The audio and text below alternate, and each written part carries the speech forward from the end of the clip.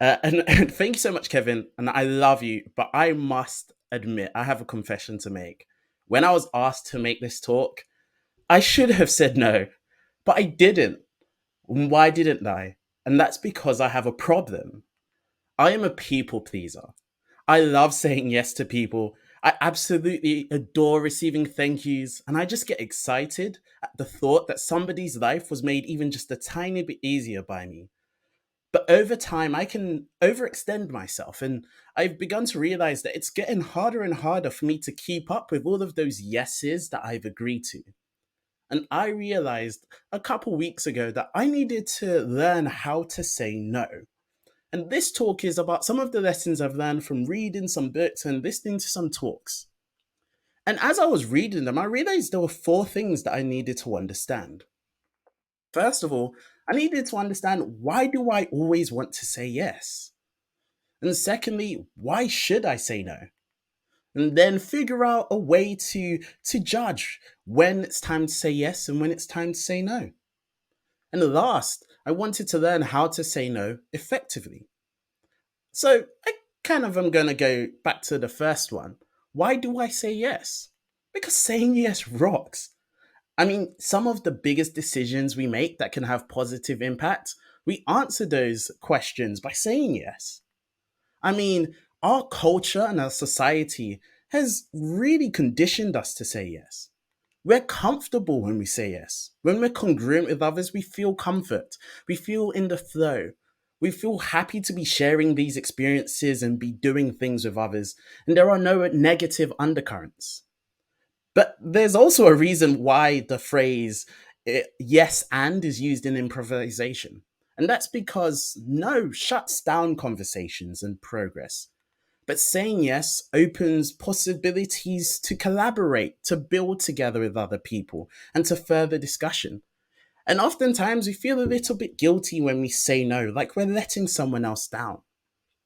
Another reason why we love saying yes is we think about opportunities. We look back in the past and we see that many of the opportunities that we've had, we've been able to make the most of because we said yes. And in our minds, we feel like sometimes maybe saying no could cause us to miss out on some of those opportunities. And saying yes, like I said, feels good. We really want to for all of these reasons. And I'm particularly addicted to it. For me, saying yes is kind of like ice cream. Delicious. I love it. But if any of you have ever eaten too much ice cream too fast, you may have experienced this phenomenon: brain freeze.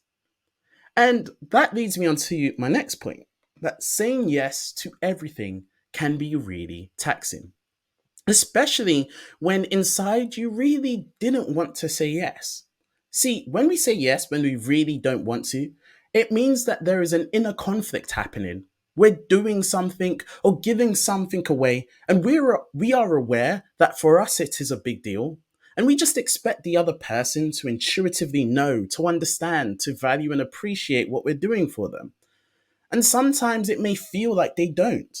And over time, this can lead to feeling used or underappreciated. And in the worst case scenario, resentment can start to fester. So we need to figure out a way to decide whether to say yes or no. And I don't think yes and no are actually opposites. I think they're the perfect couple. And they go together and help each other. And I'll explain what I mean by this. Some of you may know of Shonda Rhimes. She is a Black award winning producer and writer of television, and you may have heard of some of her hit shows like Scandal, Grey's Anatomy, How to Get Away with Murder, and one that was really popular over the last year, Bridgerton. And she did a whole year of saying yes, and she gave a talk about it, and I really encourage you to listen to that talk. But one of the things she said in her talk was that saying no lets you say yes. And that's a very interesting concept. That saying no, which closes off that comfort, those possibilities of collaboration and opportunity, helps you say yes to things to get more of those. And I actually now, after learning more, I actually do agree. And there's two ways in which saying no really helps you to say yes. One of them is that it frees up your time. You now have more time to pay attention to the things that matter to you. you can then begin to focus the time on those priorities that you have. And also, one thing that is a nice side effect is that other people realize that your time is much more valuable. So they often come to you with asks that are going to benefit or align closely with the things you're already moving towards. And another reason why I think that saying no helps you say yes more is it means that you get to stay healthy. Now, what do I mean by this? Now, I haven't seen one of these scenes in a long time, so bear with me. But if you think back to the last time you were on a plane, remember the airline safety routine. The crew would always say that you're supposed to put on your oxygen mask on in an emergency before helping anyone else put on their mask. You're supposed to help yourself first, then assist others. Now, these instructions weren't just there to promote self preservation, but the airline knows that if you help other people first, you risk succumbing to hypoxia or a lack of oxygen, and that would prevent you from helping anyone. So, if your workload is close to capacity, taking more can contribute to burnout and infringing your ability to help anyone.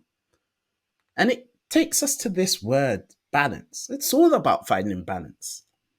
And what we have to do anytime we're given an opportunity or an ask or a request, we need to weigh this opportunity and maybe what we stand to gain from it, which could be something as simple as a little bit of social capital or the nice fuzzy feeling that we will get from doing something nice from someone for someone, against the resources, cognitively, time wise, that it's going to cost us.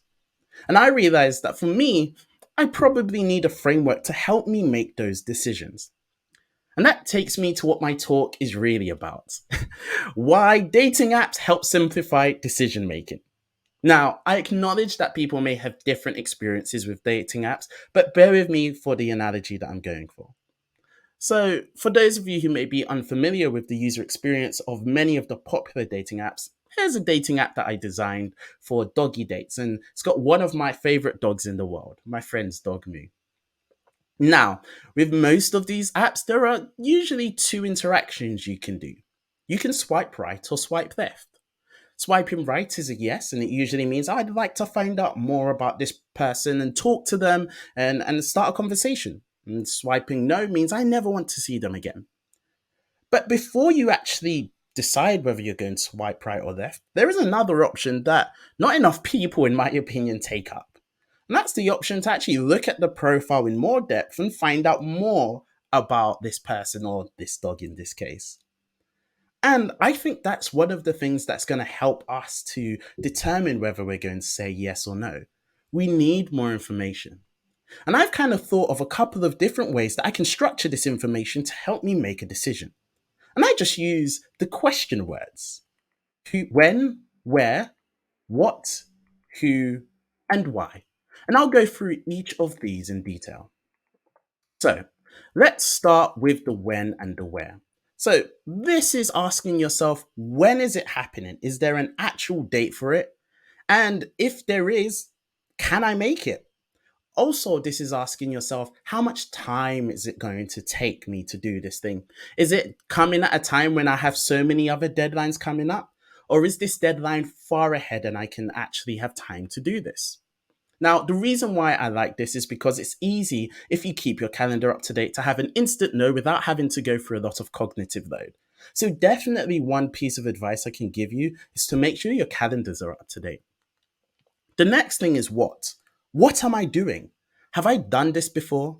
Now, in your head, you need to decide how difficult this task will be. Is it something I've done before or something I'm going to need to learn a lot more about? And in your head, whatever difficulty you kind of put it at, add a couple of extra difficulty points as well. It's very easy to underestimate how hard the task is going to be or to not foresee some road bumps that might come along the way. Now, after you've figured out what it is that you're going to need to do, you then think about who. Who are you going to be working with? Now, this one might take a bit of time to develop when you're early in your career, but as your network grows, you'll notice the types of people that you work well with and the types that maybe you don't work so well with. Now, they may not necessarily be bad people, but maybe their working styles causes a bit of cognitive dissonance or their aims and goals are not aligned with yours. Another thing you might notice is the person who's working with you might be very experienced at the thing or not. So if someone's very experienced, they can support you and that actual cognitive load goes down. But then on the other hand, it might be someone who's a little bit more junior and hasn't done it before, and you're going to need to take what may have seemed like an easier task, and it just takes a little bit more cognitive load because you also need to support this extra person. So think about who you're going to be working with. And all of these need to balance against the why. If this is successful, what would that look like? What is the benefit and who gets it? Now, this is a very important question. And one piece of advice that I was given recently, which I think is really, really useful, is that every 3 months or every 6 months, whatever works for you, it's good to write down what your priorities are. What are the things, the needles that you're trying to move? So that when asks come and you look at the why, you can measure those against the impacts that you're trying to have right now.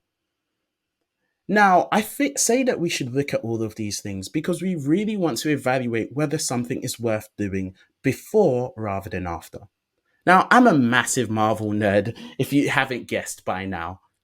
And one of my favorite movies, Infinity War, has Thanos, who's the villain or hero, depending on what you think about the movie, who snaps his fingers to disappear half of the universe. And he goes through so much struggle to enable him to do this. And one of the things he has to do is sacrifice his daughter that he kind of loves, Gamora. And when he finally succeeds on his mission, he has a vision and he sees his daughter that he sacrificed, a baby version of his daughter. And she asks him, what did it cost? And with great anguish, the acting and the CGI was amazing. He says, everything.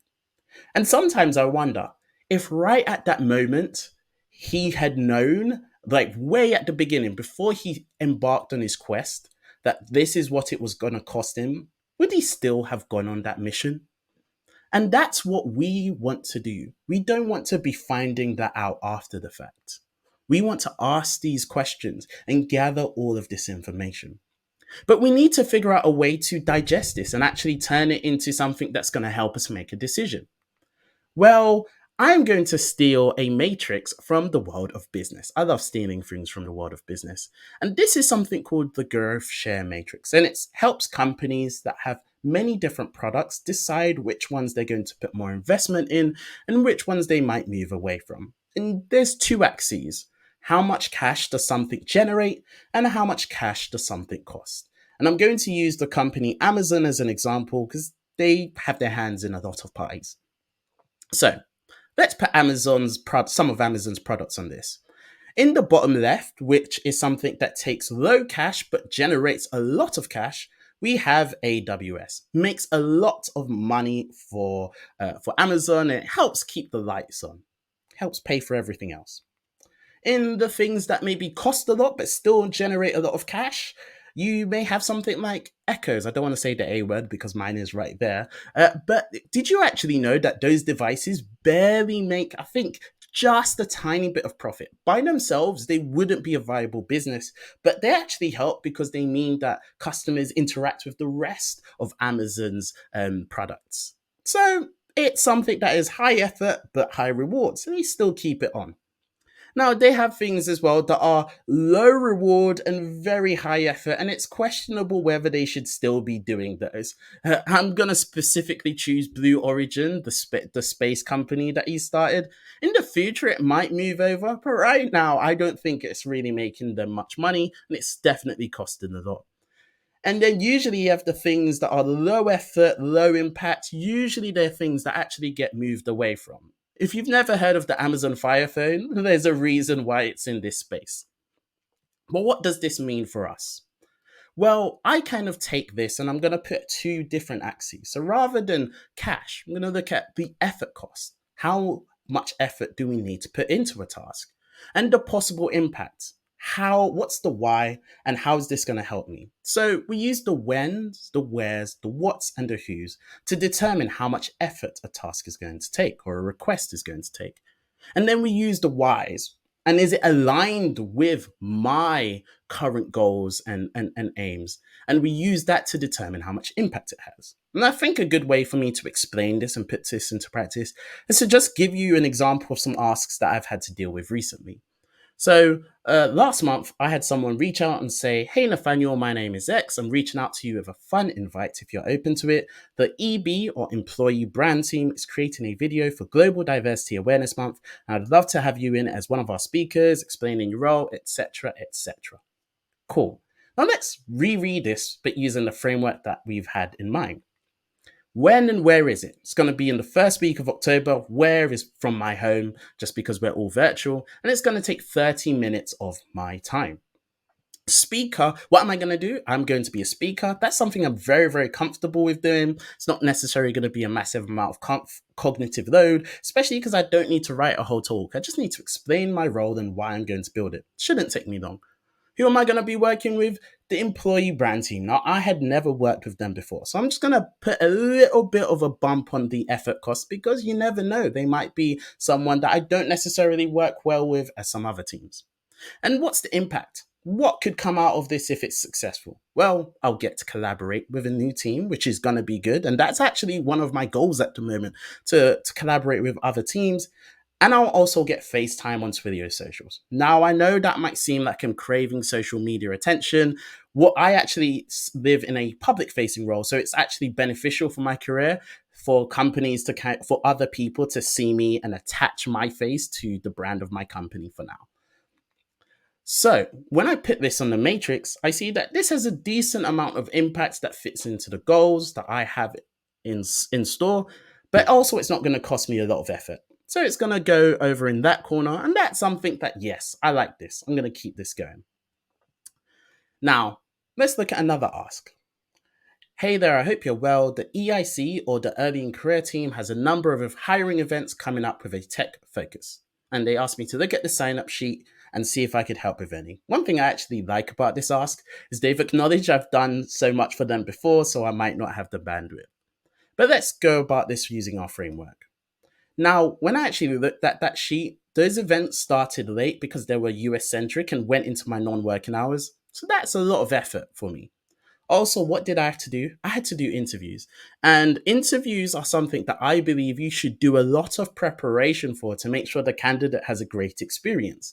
And because of that, I realized that this was going to be an extra amount of cognitive load that I would have to deal with. Who was I going to be working with? The hiring team. I've worked with them many times before. And what's the impact? What's the why? Well, I get to help the hiring team, but right now it's not aligned with any of my goals. It's going to help people early in their career in the US. But right now, I've been really trying to focus on helping the early in career people, particularly interns in our office in EMEA. It's not necessarily helping me with my goals. So what do I see? I can see it's got a high effort cost and a low possible impact. I don't think I'm going to use this, and I actually said no to this ask. So what do we see here? We have a framework that helps us to judge whether this is something that we're interested in. However, I used an example of these scales earlier to talk about the fact that we need to balance the costs of the effort against the impact that it could possibly have to say yes or no. But that was not really an accurate analogy. And this is because physics remains constant. However, as human beings, our availability, our stress levels, and the way we value opportunities is always in flux. So that matrix may always be changing, but it's important to still look at it as how much effort are we going to have to put in versus what we stand to gain. And when you've absorbed all of that information, you still need to trust your gut.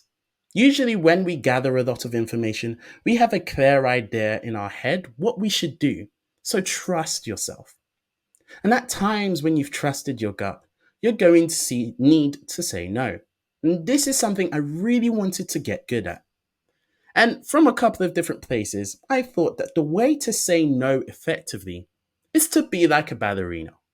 Now, this may sound really interesting, but I think ballerinas represent a wonderful balance of strength and grace. When they move around on the stage, they look so elegant. But at the same time, the amount of ankle strength and core strength they need to do all those moves is impressive. And this is what we want to do in our answers. We want to be graceful, be polite, and thank them for considering you. So rather than just coming out and saying, no, I can't do it, try and say, I'm glad you considered me, thank them for considering you, and unfortunately, you can't do it at this point in time. But at the same time, you want to be firm. You want to make sure that that person leaves with the understanding that you have said no. So rather than saying, maybe I'll try to make it work, that might leave things open that you are going to try and do this ask. You've actually left the door open for them to come back and say, have you tried? And they have an expectation that you're going to put some cognitive energy towards this. However, you could say, unfortunately, I can't help at the moment. I will let you know if I have more time later. Now you remain in control of your time. They may have an expectation that you will let them know if you're free and available, if that no has changed to a yes, but you didn't leave the door open. You were firm about your answer. Another thing you should do is take ownership of your decision. Don't lie and don't make elaborate excuses. Elaborate excuses, they don't really actually solve the problem. Now, an excuse is very different from a reason. An excuse is usually unrelated to why you're actually saying no, whereas a reason is a very clear blocker. So rather than lying, you can say, unfortunately, this is something that aligns with my current priorities. Maybe it's your manager making an ask. You can talk to them about maybe rearranging your priorities so you can make this work.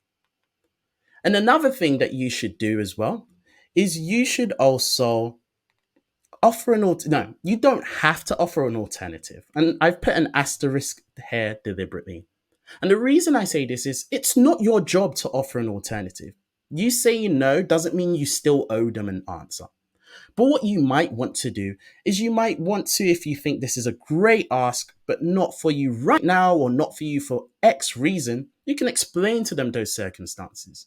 Say that you can't do this because of other projects, but maybe another time, and you give them a time that you would be available. Also, I'm from an underrepresented community, but I've been so privileged and I have had many, many great things and many, many other people hand me opportunities. And if an opportunity isn't right for you, there might be someone else from an underrepresented background that you can pass this opportunity on to and that you can refer to. So you can maybe tell them, this isn't going to work for me right now, but if you are okay with it, I can actually reach out to someone and find out if they're available. But remember, at the end of the day, it is your right to say no. Now, you can be graceful, but don't let anyone make you feel guilty for setting boundaries. Remember, yeses are like ice cream. Feel so good, but too much of it can be really taxing. But rather, what you want to do is gather as much information as you can and balance that effort cost against the impact it could have. Remember the Matrix, kind of like Neo. And last but not least, when you need to say no with grace and strength like a ballerina. Now, there will be many requests coming your way from work, friends, and family. And with all of that noise, it can be easy to overlook one of the most important set of requests. These are the requests that come from within. Sometimes the best thing that you can do is to drown out the noise and swipe right on yourself.